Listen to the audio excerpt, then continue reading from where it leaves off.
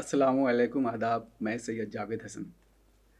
आज हमारे साथ बेहद ख़ास मेहमान हैं all India Muslim personal law board के तर्जुमान डॉक्टर सैयद कासिम रसूल इलियास साहब।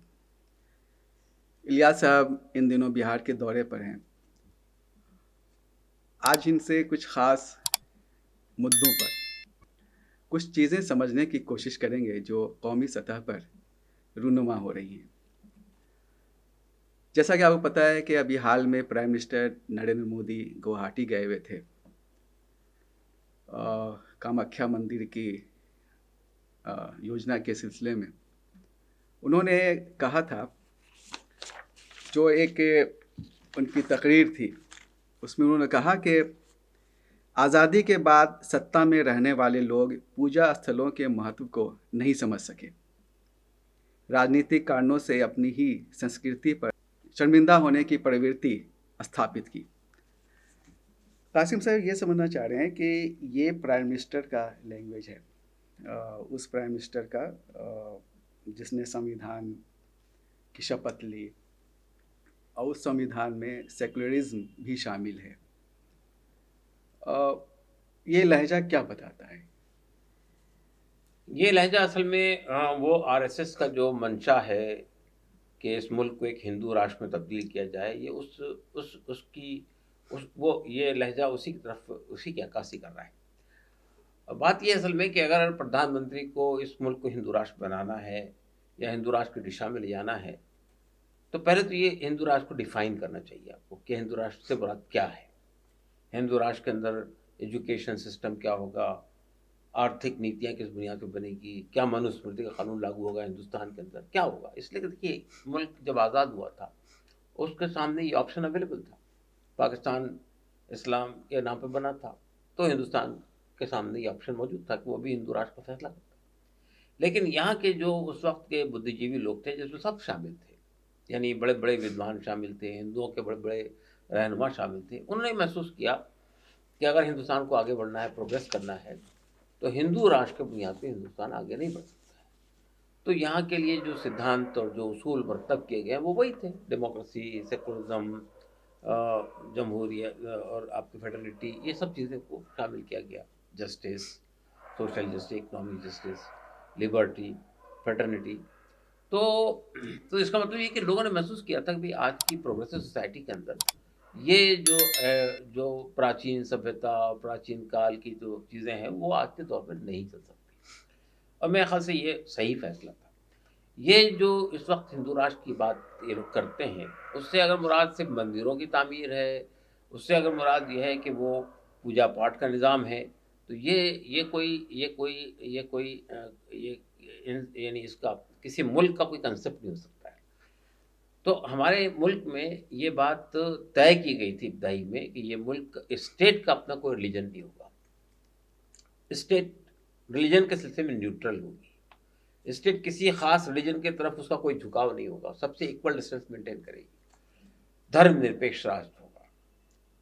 लेकिन अब सूरत हाल ये है कि जब प्रधानमंत्री जाकर एक मंदिर का जो प्राण प्रतिष्ठा होती है उसके अंदर वो शामिल हो जाते हैं, तो खुद हिंदुओं के धार्मिक रूप को रिजेक्ट करते हैं।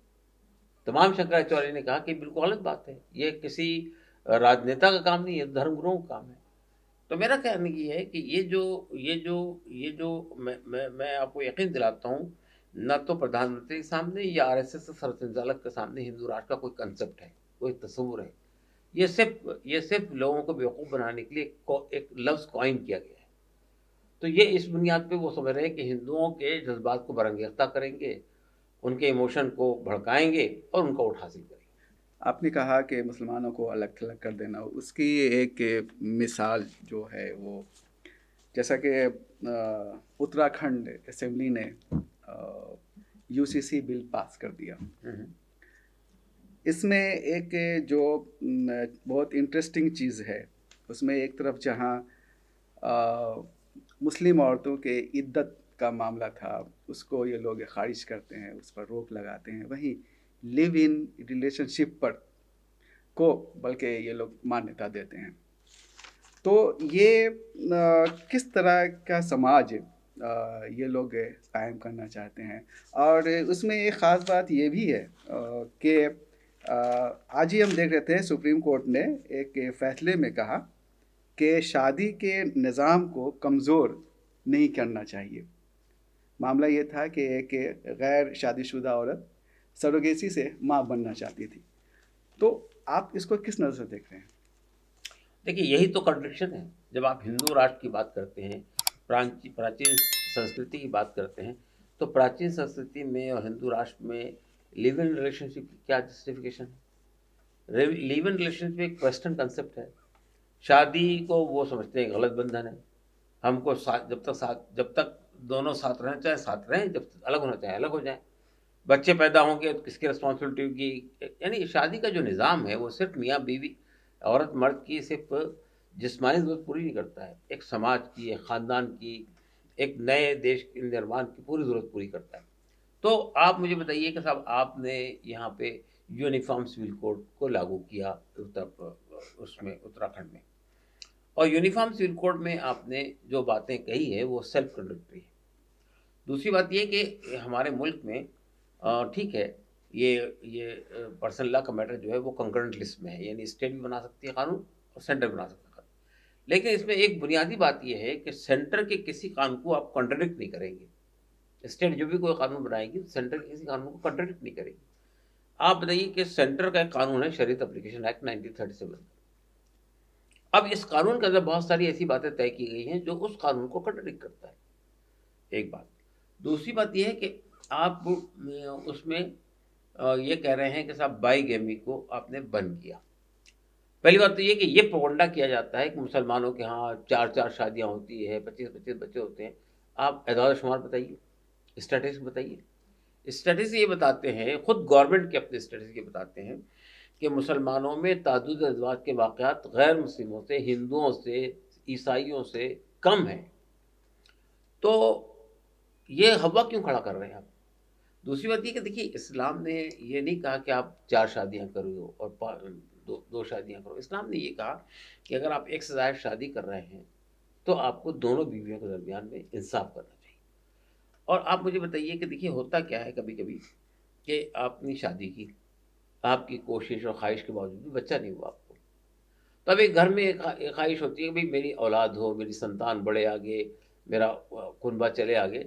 तो एक आदमी ये सोचता है कि भाई हमको एक और शादी कर लेनी चाहिए, दूसरी शादी कर लेनी चाहिए। अब अगर आप ये कानून ले आते हैं बाईगेमी का कि इस पर बैन लगा देते हैं, तो अब उस आदमी के सामने ऑप्शन क्या अवेलेबल है? उस आदमी के सामने ऑप्शन ये अवेलेबल है कि दूसरी शादी करना है तो पहली बीवी को तलाक दे दे। और जिस औरत को इस बुनियाद पर तलाक दी गई कि वो बच्चे नहीं पैदा कर सकती, उससे कौन शादी करेगा? तो ये जो यानी जो लोग ये समझते हैं कि वो अपने इंटरप्रिटेशन करेंगे, अपने तौर फैसले करेंगे, तो वो हमेशा ऐसी गलतियां करेंगे। तो हमारा मानना ये है कि ये उत्तराखंड का जो कानून है, ये सेल्फ प्रोटेक्टरी कानून है। ये सिर्फ इलेक्शन को सामने रखकर लाया गया है और बहुत उजलत में, हेस्ट में बनाया गया है। एक चीज़ है जो अयोध्या, मथुरा, काशी का मामला है। अभी हाल ही में श्री राम जन्मभूमि ट्रस्ट के कोषाध्यक्ष गोविंद देवगिरी महाराज ने कहा कि विदेशी हमलों में 3,500 हिंदू मंदिर तोड़े गए, हमारे ऊपर ये सबसे बड़े दाग हैं। उन्होंने कहा कि मुसलमान काशी, मथुरा भाईचारे से दे दें तो सब कुछ भूल जाएंगे। तो ये तो एक धार्मिक बात हुई। जैसा कि हम लोगों ने देखा कि वहाँ मथुरा का हाल भी देख चुके हैं और वाराणसी की ज्ञानवापी मस्जिद का। ये एक सिलसिला चल रहा है, जबकि प्लेसेस ऑफ वर्शिप एक्ट अपनी जगह पर रखा हुआ है। वो ऐसे में सुप्रीम कोर्ट का क्या रोल है? वो क्या कर रहा है और वो कब सक्रिय होगा? उसकी क्या जिम्मेदारी बनती है? देखिए, सुप्रीम कोर्ट ने, मैं आपको बताना चाहता हूँ, असल में ये जो बात कही जाती है कि मुसलमानों ने, मुस्लिम बादशाहों ने अपने दौरे हुकूमत में मंदिर तोड़ के मस्जिद बनाए। पहली बात तो ये है कि हम ये बात वाज़ेह कर चुके हैं कई बार। इस्लाम की एक साफ़ और क्लियर कट तालीम है कि आप किसी की ज़मीन पे नाजायज़ कब्ज़ा करके मस्जिद नहीं तामीर कर सकते, वो शरन मस्जिद नहीं होगी। तो मंदिर तोड़ना या किसी इबादतगाह को तोड़ के वहाँ पे अपनी इबादतगाह तामीर करना, इसकी इजाज़त इस्लाम नहीं देता है। तो इसलिए ये इल्ज़ाम लगाना कि मुस्लिम बादशाहों ने ऐसा काम किया, भाई मुस्लिम बादशाहों के पास ज़मीन थी, वो किसी मंदिर को तोड़ने की क्या ज़रूरत थी? वो तो बादल कोई ज़मीन के ऊपर मस्जिद तामीर कर लेते। तो ऐसा कोई भी इल्ज़ाम आप साबित नहीं कर सकते कि मुसलमान बादशाहों ने मस्जिद तोड़ के, मंदिर तोड़ के मस्जिद तामीर की। बाबरी मस्जिद के केस में यही तो दावा था ना। बाबरी मस्जिद केस में ये कहा जाता था कि यहाँ पे राम की जन्मभूमि थी, वहाँ एक विशाल मंदिर था जिसको तोड़ के मस्जिद बनाई गई। सुप्रीम कोर्ट अपने फैसले में कहा कोई ऐसा सबूत नहीं मिला कि किसी मंदिर को तोड़ के मस्जिद बनाई गई। पहला बुनियादी दावा खारिज हो गया। दूसरी बात ये कही है कि वहाँ जो आसार कदीमा के तहत जो सबूत मिले हैं चंद, वो भी बाबरी मस्जिद के बनने से 4 साल पहले के हैं।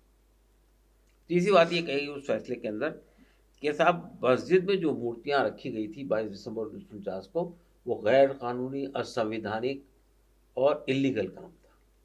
और फिर ये भी कहा गया कि 6 दिसंबर को मस्जिद को जो शहीद किया गया वो भी असंवैधानिक, क्रिमिनल एक्ट। उसके बाद क्या किया वो अलग बहस है। मेरा कहना यह है कि जब ये कहा जाता है कि मुस्लिम बादशाहों ने 3000 मस्जिद तोड़े, आपका बुनियादी इशू तो यही था कि राम मंदिर तोड़ के मस्जिद बनाई गई और सुप्रीम कोर्ट ने उसको रिजेक्ट कर दिया।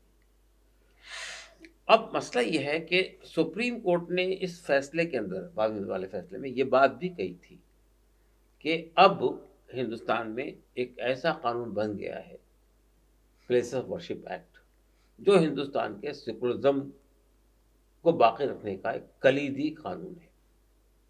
अब वही सुप्रीम कोर्ट, हम जब रुजू कर रहे हैं सुप्रीम कोर्ट से कि ये जो नए नए तनाज़ात खड़े किए जा रहे हैं मथुरा में, काशी में और मुकामात पर, इसका दरवाजे को आपको बंद कर देना चाहिए। ये जो कानून है वर्शिप प्लेसेस एक्ट, इसके होते हुए कोई कोर्ट कोई ऐसी दरख्वास्त को एंटरटेन नहीं कर सकता जो नए तनाज़ात पे। बस सुप्रीम कोर्ट ये बात कहता है कि साहब वो अभी तो वो उस नौयत पे मामला नहीं आया, अभी सिर्फ ये वहाँ ये जानने की कोशिश की जा रही है कि वहाँ उससे पहले क्या था, तो ये कहाँ से उस कानून की मुखालिफत है। तो ये तो अजीब बात है। अगर आपने ये जान लिया, सपोज आपने जान के ये कह दिया कि हाँ हमको वहाँ पे ये चीज़ें मिली है, और उससे अभी कहा ना उन्होंने ज्ञानवापी में कि वहाँ एक बड़े विशाल मंदिर मिला, बिल्कुल ऐसे ही एग्जैक्टली बात बाबरी मस्जिद के मसले पे कही गई थी। 3 बार वहाँ पे आर्कियोलॉजिकल सर्वे ऑफ इंडिया ने खुदाई की। उसके बाद उन्होंने ये कहा कि इसके नीचे एक बड़े विशाल हिंदू मंदिर के आसार मिले, पिलर बेसिस मिले। सुप्रीम कोर्ट में जब ये रिपोर्ट, हाई कोर्ट में जब रिपोर्ट पेश हुई, तो हमने अपने तरफ से 10 प्रोमिनेंट हिंदुस्तान के आर्कियोलॉजिस्ट को पेश किया। उन्होंने उसको पूरी उस थ्योरी को उड़ा के ख़त्म कर दिया। तो हाई कोर्ट ने आर्कियोलॉजिकल सर्वे ऑफ इंडिया की रिपोर्ट पे एक शब्द नहीं कहा। जब ये मसला सुप्रीम कोर्ट में आता है तो सुप्रीम कोर्ट ये कहता है कि आर्कियोलॉजिकल सर्वे ऑफ इंडिया ने जो चीज़ें निकाली है वहाँ से, वो 4 साल पहले की है। तो हमारा कहना है कि इस केस में भी ऐसी होगा। लेकिन आप देखिए कि वो जो रिपोर्ट आती है आर्कियोलॉजिकल सर्वे ऑफ इंडिया की, वो पार्टी को देखने के लिए जाती है, एक पार्टी उसको लीक कर देती है प्रेस को, ताकि आप समाज में ये नैरेटिव खड़ा कर सके कि वाकई साहब इसके नीचे से मंदिर निकल आया। तो अभी तो प्रूफ नहीं हुआ अदालत के अंदर, अभी साबित नहीं कर सके अदालत के अंदर, लेकिन आपने उसको हंगामा कर दिया। ये जो जिस रुख पे हमारा मुल्क जा रहा है, ये इस मुल्क के लिए, इस मुल्क की सेहत के लिए बहुत ख़तरनाक है। और ये बात हिंदुस्तान के जो हमारे हिंदू भाई हैं, हमारे जो दूसरे धर्म के लोग हैं, उनको समझ लेनी चाहिए कि अगर हमारे मुल्क के अंदर आपस में, हमारे मुल्क के कॉन्स्टिट्यूशन के अंदर ये बात महसूस की गई थी कि इस मुल्क में अलग अलग मज़हब के लोग हैं, अलग ज़बान बोलने वाले लोग हैं, अलग अलग कल्चर के लोग हैं, अलग अलग प्रांतों में रहने वाले लोग हैं, इन सब कोई जोड़े की चीज़ तो भाईचारा है, इसीलिए फ्रेटर्निटी का लफ्ज़ में रखा गया था। लेकिन अब आप फ्रेटर्निटी को ही ख़त्म करने पर तुले हुए हैं, तो उसके बाद इस मुल्क को जोड़े रखना कैसे पॉसिबल होगा। सुप्रीम कोर्ट ने चंडीगढ़ का जो मेयर चुनाव हुआ, उसका वीडियो देख कर कहा कि ये डेमोक्रेसी का मजाक है, हत्या है उसकी। लेकिन ये जो सीरीज़ ऑफ एक्शंस हैं, वज़ू खाना का सर्वे, ज्ञानवापी मस्जिद के तहखाने में पूजा अर्चना, तो ये क्या वो जो कानून है, उस कानून का मर्डर नहीं है? देखिए, जो कुछ भी ज्ञानवापी के सिलसिले में हो रहा है, ये सुप्रीम कोर्ट के सामने हो रहा है। और ये सुप्रीम कोर्ट में नज़र आ रहा है कि धांधली हो रही है, फैसले गलत आ रहे हैं। लेकिन अब जब हम सुप्रीम कोर्ट में जाते हैं, जब ये वहाँ पे उन्होंने 31 तारीख का ये फैसला किया कि यहाँ पे एक 93 तक पूजा होती थी और इस वजह से वहाँ पे पूरी पूजा करवाई जाए। हम रात के 2 बजे सुप्रीम कोर्ट में गए, रजिस्ट्रार को पिटीशन दी, रजिस्ट्रार ने चीफ जस्टिस के सामने रखा। सुबह 7 बजे हमको कहा गया कि आप इलाहाबाद हाईकोर्ट जाइए। यानी हम सुप्रीम कोर्ट से रुजू कर रहे हैं, वो हमको हाईकोर्ट भेज रहा है। तो मैं ये कहना चाहता हूँ कि असल में सुप्रीम कोर्ट तो क्यों जाता है आदमी? जब आपको लगता है कि भाई हमारे साथ नाइंसाफ़ी हो रही है, जुल्म हो रहा है, तो आप बड़ी अदालत में जाते हैं। अदालत फिर वहीं भेज दे जहाँ पे नाइंसाफ़ी होनी है, तो फिर क्या होने वाला है? चलिए, दूसरी चीज़ हम लोग देखते हैं कि आसाम का मसला NRC CA के बीच का एक मसला है कि जहाँ मुसलमानों की लगभग 70 लाख आबादी जो है वो एक टेंशन में है। वहाँ स्टेट गवर्नमेंट जो है एक सर्वे कराने जा रही है कि ये आसामी बोलने वाले मुसलमान हैं या बांग्लादेशी या बांग्ला बोलने वाले मुसलमान हैं।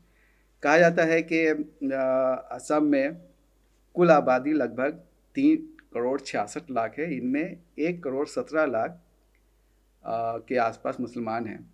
सरकार का कहना है कि इनमें 42 लाख ही आसामी हैं, स्वदेशी हैं, बाकी जो है बाहर के। इस तरह से लगभग 70 लाख की आबादी जो है वो टेंशन में है। क्या इसका जब वहाँ NPR NRC हो चुका था लेकिन उसको भी वहाँ की स्टेट गवर्नमेंट नहीं मान रही, तो क्या इसका मकसद सिर्फ ये कि मुसलमानों को परेशान करना और परेशान करके दिखा करके लोकसभा इलेक्शन में का कोई फ़ायदा उठाना है? देखिए, बुनियादी तौर पे आसाम में ये जो फितरी तौर पे आसामियों के अंदर ये एहसास पैदा हुआ कि हमारा जो कल्चर है, हमारी जो लैंग्वेज है, हमारे जो बुनियादी मसले हैं, वो बंगालियों ने हाईजैक कर लिए। बंगाली से मुराद सिर्फ मुसलमान नहीं, बंगाली हिंदू भी शामिल है उसमें। तो ये तहरीक चली थी। ये बुनियादी तौर पे तहरीक जो थी वो आसामी वर्सेस बंगाली थी, आसाम वर्सेस बंगाल की तहरीक थी, वो हिंदू मुस्लिम की तहरीक नहीं थी। अच्छा। 1984 से पहले, 83 से पहले ये ऐसी तहरीक थी। बीजेपी ने उसमें अपने आदमी फिल्ट्रेट किया आंसू की तहरीक और उसके अंदर वो कम्युनल एंगल ले आए। तो फिर वो जो है ना वो आसाम बंगाली मुस्लिम हो गई, बंगाली और बांग्लादेशी मुस्लिम। आसाम की तारीख ये है कि जब हिंदुस्तान आज़ाद हुआ था तो ये आसाम बंगाल सब हिंदुस्तान का हिस्सा थे। तो ये आना जाना इधर का उधर, और अंग्रेज़ों ने ही वहाँ से बहुत सारे बंगालियों को निकाल कर यहाँ आसाम में ला के खेती बाड़ी के काम में लगाया था। आसाम में लोग खेती बाड़ी के काम में इंटरेस्ट नहीं लेते थे। तो और उसके बाद जब बांग्लादेश आज़ाद हुआ तो हमारे मुल्क ने बांग्लादेश की आज़ादी में एक बड़ा रोल प्ले किया। उस मौके पर जो बंगाली वहाँ से हिजरत करके आ रहे थे उनको आपने वेलकम किया। इसीलिए जब यहाँ पर ये मसला खड़ा हुआ है NRC को आ रहा, तो ये हमारे यहाँ राजीव गांधी के ज़माने में गालिबन ये फैसला हुआ था कि 1971 तक जो बंगाली आ चुके हैं बांग्लादेश से वो अब हमारे मुल्क के शहरी हैं। उसके बाद के लोगों पर ये चीज़ अप्लाई की जाने लगी। तो मेरा कहना ये है कि असल में ये जो कोशिश की जा रही है बीजेपी की सत्ता से कि जो भारतीय लोग हैं उनको कैसे गैर मुल्की बनाया जाए। आसाम का एक और प्रॉब्लम है, वहाँ वहाँ की नदी है ब्रह्मपुत्र नदी, वो जो है मुस्तकिल अपना धारा बदलती रहती है। सैलाब आता है तो इस तरफ बह गई तो पूरी आबादी वहाँ से माइग्रेट करने में मजबूर होती है। ये मुस्तकिल हो रहा है और उस ब्रह्मपुत्र नदी के इर्द गिर्द अच्छे खासे मुसलमानों की आबादी है। अब क्या होता है जब आप एक घर को पूरा साफ कर देती है, वहाँ से उठ के किसी और जगह चले जाते हैं तो उसमें कागजात भी चले जाते हैं, उसमें आपकी बहुत सारी चीज़ हो जाती है, फिर आपकी ज़मीन के वो ख़त्म हो जाता है कहीं और जाके। तो अब आप जो है वो माइग्रेंट हो गए, आप जो है बाहर के शहरी करार दे दिए गए। इसके बावजूद भी आपने जब कंडक्ट करवाया आपने क्या क्या चीज़ें नहीं मांगी उनसे, पूरा ये लीनिएज मांगा कि आपके बाप उनके बाप सब तफसीलात फराहम कीजिए। तो अब मसला ये कि इसके बावजूद भी 13 लाख गैर मुस्लिम उसमें जद में आए और सिर्फ 6 लाख मुसलमान आए। इतना हंगामा था, किसी गवर्नर ने कहा कि साहब 1 करोड़ बांग्लादेशी मुसलमान आ गए हैं, किसी ने कुछ कहा, किसी ने कुछ कहा, लेकिन हकीकत ये है वो 6 लाख भी जो है वो भी जब ट्राइब्यूनल से और सुप्रीम कोर्ट से गुजर जाएंगे तो शायद उसमें से भी काफी कम हो जाएंगे। तो मेरा कहना सिर्फ ये है कि ये जो कुछ आसाम में किया जा रहा है वो एक उसकी दो वजह हैं। एक वजह तो ये है कि बीजेपी को इक़्तिदार तक सिमटे रहना है, तो वो हिंदू मुस्लिम के दरमियान में नफरत का माहौल पैदा करना चाहती है। दूसरी बात ये है कि आसाम के अंदर मुसलमानों की साइजेबल पॉपुलेशन है तनासब के एतबार से। 31% तो ये लोग ऑफिशियली बताते हैं, लेकिन वो 35 से ज़्यादा है। तो जाहिर है भाई 35% पॉपुलेशन जहाँ भी होगी वो इलेक्शन को तो मुतासिर करेगी ना। तो उनको हमेशा टेंशन के अंदर रखना। इवन ये देखिए मसला सिर्फ बीजेपी का नहीं है, इससे पहले कांग्रेस का भी हुआ। ये एनआरसी का मसला कब से खड़ा हुआ? 1951 से खड़ा हुआ। इस दरमियान किसकी हुकूमत थी? कांग्रेस की हुकूमत थी। तो हिंदुस्तान के अंदर जितने मसाइल आज बीजेपी लेके खड़ी है ये सब कांग्रेस के पैदा किए।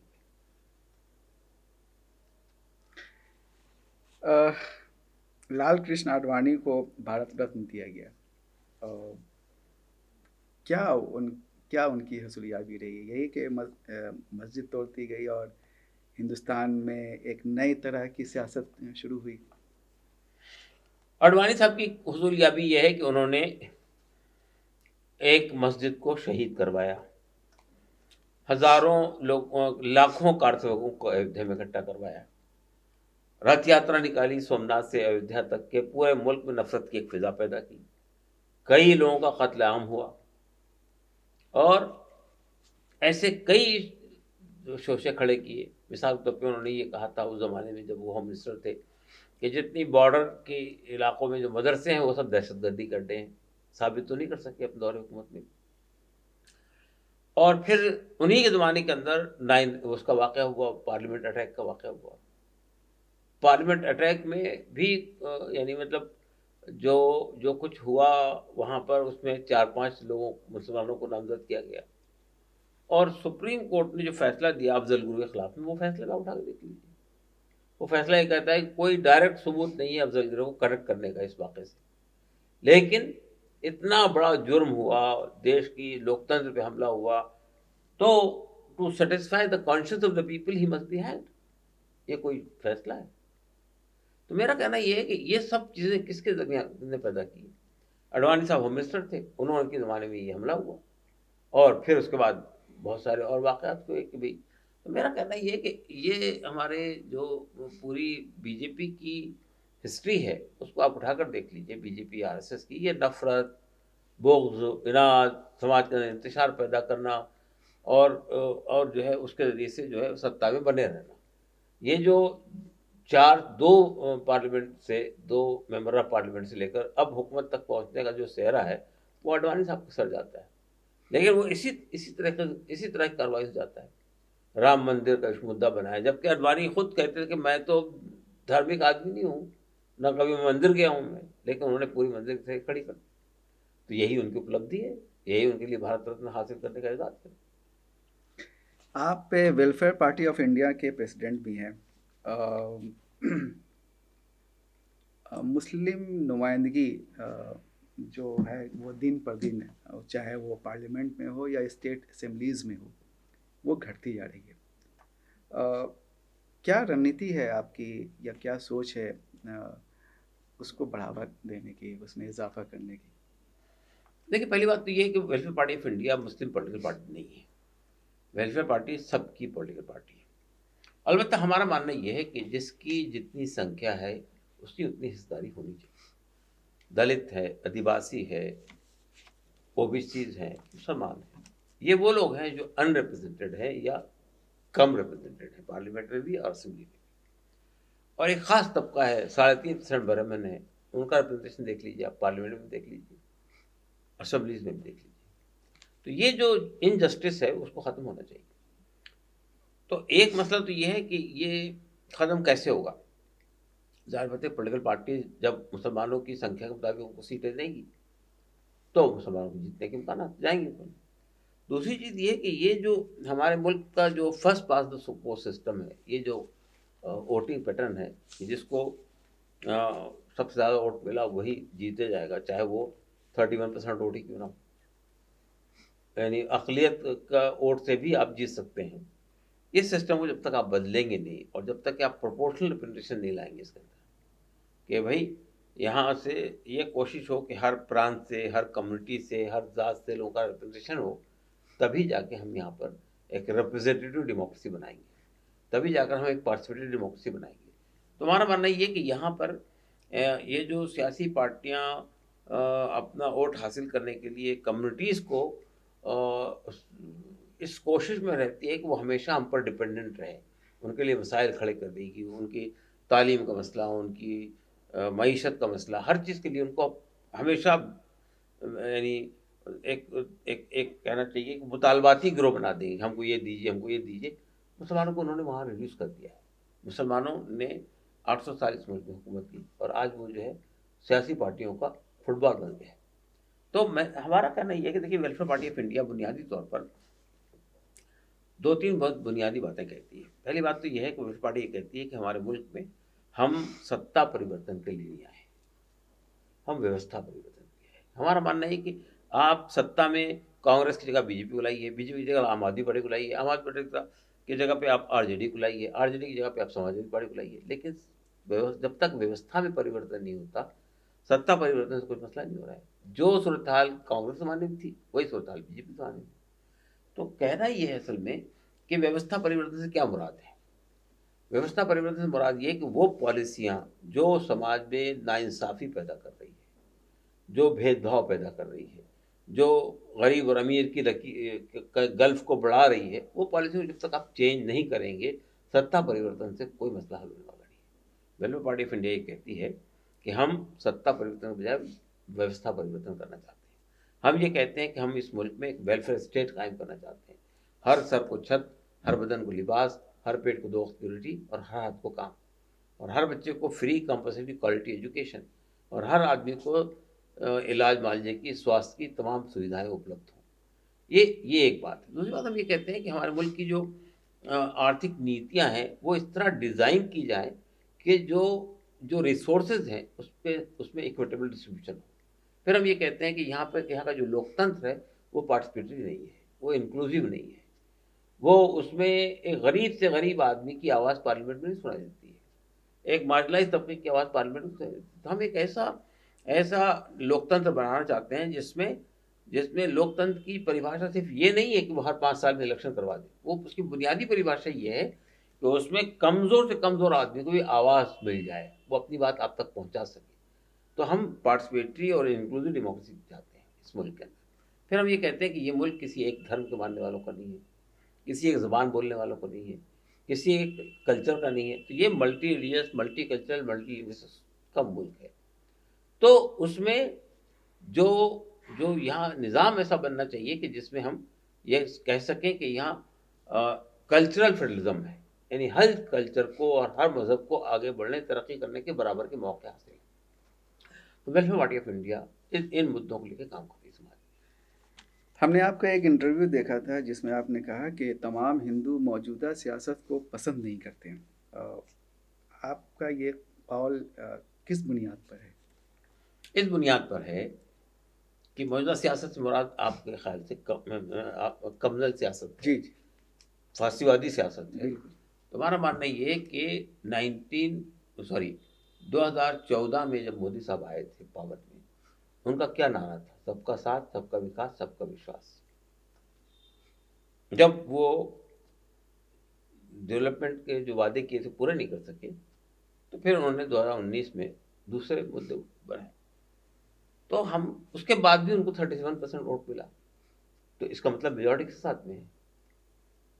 31% का मतलब है 69% वोट दूसरे सेकुलर पार्टी को मिला, लेकिन चूंकि वो सब बटी हुई थी इसलिए ये सत्ता में आ गए। जब 2019 में आप आएंगे तो वो 31 से बढ़कर 6% वोट और मिल गया, फिर भी मेजॉरिटी वोट तो अपोजिशन के पार्ट में था। तो इसलिए मैं कहता हूँ आपसे कि इस मुल्क की अक्सरियत कम्युनलिज्म को, फिरका परस्ती को, फासीवाद को पसंद नहीं करती, और उसका सबूत यही है। और अब आप देखिए मुझे कि अगर फासीवाद को, कम्युनिज्म को, हिंदू मुस्लिम मुनाफरत को लोग पसंद कर रहे होते तो फिर ये सब चीज़ें करने की क्या जरूरत थी कि पार्टियों को तोड़ रहे हैं, पार्लियामेंट को यानी असम्बलियों को हाईजैक कर रहे हैं, ईडी के रेड डलवा रहे हैं।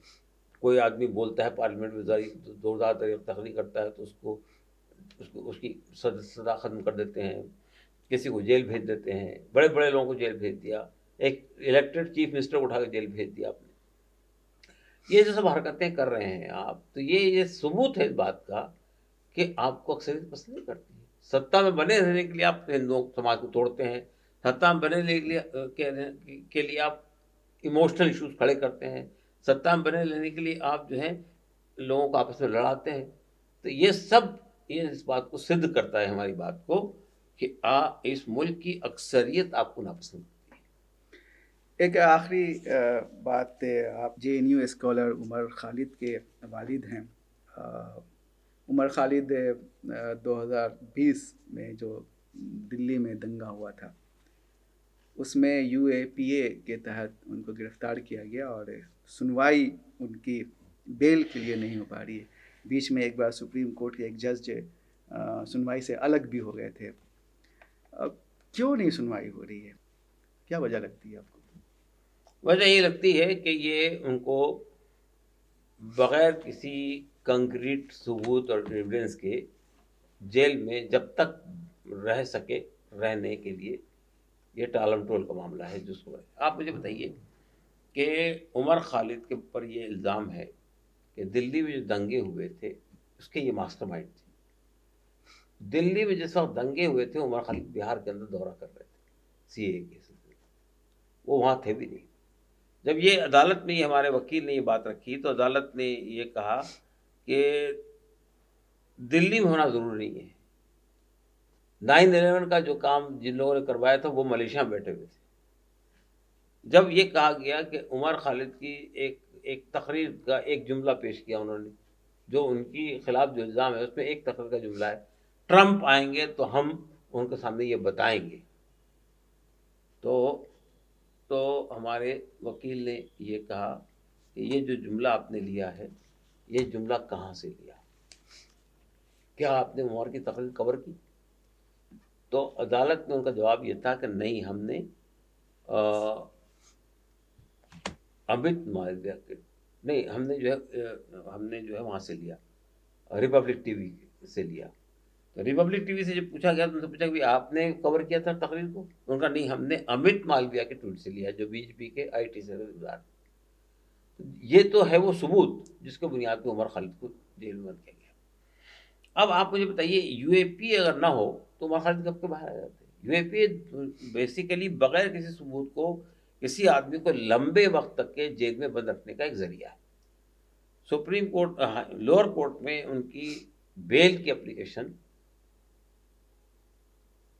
1.5 साल तक बहस हुई उसके ऊपर, और 1.5 साल के बाद में एक जुमले का फैसला है, प्राइमा फेसा केस है इसलिए बेल नहीं मिल सकती। उसके बाद हम सुप्रीम कोर्ट हाई कोर्ट आते हैं। हाई कोर्ट में 5 महीने बहस होती है, 4 महीने तक के फैसला रिजर्व होता है, 9 महीने बाद फैसला आता है, प्राइमा फेसा केस है इसलिए बेल नहीं मिल सकती। 1.5 साल लोअर कोर्ट में, 9 महीने हाई कोर्ट में, और मई से सुप्रीम कोर्ट में केस पेंडिंग है। 11 बार एडजर्नमेंट हो चुका है। तो इसका मतलब क्या है? और मैं बताऊं आपको कि उमर खालिद के सिलसिले में जो चार्जशीट पहले बार पेश की गई थी 17,000 पेज की चार्जशीट थी, उसमें उमर खालिद का नाम नहीं है। उसके बाद एक सप्लीमेंट्री चार्जशीट आती है, उसमें उमर खालिद का नाम है। और जिन लोगों को गवाह के तौर पर पेश किया गया है आज तक उनको डिस्क्लोज नहीं किया है। गामा, बीटा, अल्फा ये नाम है उनके बारे में। तो मतलब ये कि ये केस इस तरह बनाया गया कि ये अभी तक के उस केस में, यानी जो असल केस है उसमें सुनवाई नहीं शुरू हुई है। उसमें जो है वो यानी जो इल्ज़ामात हैं वो प्रूफ नहीं किए गए, साबित प्रूफ नहीं, यानी मतलब वो हो गए। तो असल सुनवाई तो कब होगी, कितना वक्त लगेगा, कहना मुश्किल है। जब आपको बेल के मामले में इतना ज़्यादा डिले हो रहा है कि तो उससे आप अंदाजा लगा सकते हैं कि भाई justice delayed is justice denied. तो उमर खालिद के ऊपर, उमर खालिद को आप उठाकर देखिए, उमर खालिद की पूरी तालिब इल्म का ज़माना वो जंतर मंतर पर जो गरीब है, दलित है, आदिवासी है, मुस्लिम है, इन लोगों के लिए धरना मुजाहरा जुलूस में निकल गया। और अब जो है वो सीए के ज़रिए से वो जो हुकूमत ने जो नाइंसाफ़ी की है पूरे मुल्क में, उसको इन लोगों ने एक्सपोज़ कर दिया था। और हुकूमत ये समझती है कि ये चंद लड़के, कॉलेज यूनिवर्सिटी के पढ़े हुए लड़के और चंद महिलाएँ, ख़वातीन शाहीन बाग बनाकर इन्होंने एक ऐसी मूवमेंट खड़ी कर दी जो हम कहते हैं हिंदुस्तानी तारीख़ की सबसे कामयाब एजिटेशन है। जो एजिटेशन और धीरे-धीरे वो जो शेप ले रहा था उसमें तमाम सिविल सोसाइटी के लोग, दलित लोग, आदिवासी लोग, सिख, बाई माइनॉरिटी सब जुड़ते जा रही थी।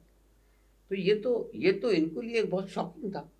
ये लड़के जिनके पीछे कोई ट्रेडिशनल मुस्लिम ऑर्गेनाइजेशन नहीं है, जिनके पास सरमाया नहीं है, उन्होंने पूरे मुल्क में 287 मुकाम पर शाहीन बाग बने थे हिंदुस्तान के अंदर। पूरे मुल्क में एक तहरीक खड़ी कर दी और हुकूमत की आंखों में आंखें डालकर इस फैसले की या इस कानून की धज्जियां उड़ा दी थी। तो हुकूमत ने समझा कि साहब ये लड़के, एक तो ये हमारे खिलाफ कोई आवाज़ उठ रही है, दूसरी बात ये कि उनको लगा कि मुसलमानों के अंदर एक नई नई लीडरशिप खड़ी हो रही है। तो तो उससे पहले कि वो आगे बढ़े और एक नई क़यादत फराहम हो, उनको डिस्करेज किया जाए। तो ये है मसला जिसकी वजह से हम देख रहे हैं कि उमर खालिद उनके जितने दोस्त अहबाब हैं जो पिछले 4 साल, कुछ लोग 4 साल से, कुछ लोग साढ़े 3 साल से जेल के अंदर बंद है, बगैर किसी सबूत के उनको जेलों के अंदर बंद रखा जा रहा है। तो ये थे कासिम रसूल इलियास साहब जिन्होंने बहुत ही गहराई से तमाम बातों की वजाहत की और एक जो सबसे बड़ी बात इन्होंने कही कि नरेंद्र मोदी को या बीजेपी को हिंदुस्तान की अक्सरियत कबूल नहीं करती है और उसकी उन्होंने दलील भी दी। और दूसरी एक बात जो भी ये समझ में आई कि कई मामले में सुप्रीम कोर्ट का रवैया भी मुसलमानों के ताल्लुक से सवालों के घेरे में है। इलेक्शन अब आने वाला है और देखना है कि हिंदुस्तान 2024 के लोकसभा चुनाव के बाद कैसा बनता है। इलियास साहब, आपका बहुत बहुत शुक्रिया। आपने बिहार लोक संवाद के साथ काफ़ी वक्त दिया, बहुत बहुत शुक्रिया। हम लोग फिर मिलेंगे फिर किसी शख्सियत के साथ, तब तक के लिए अल्लाह हाफिज़।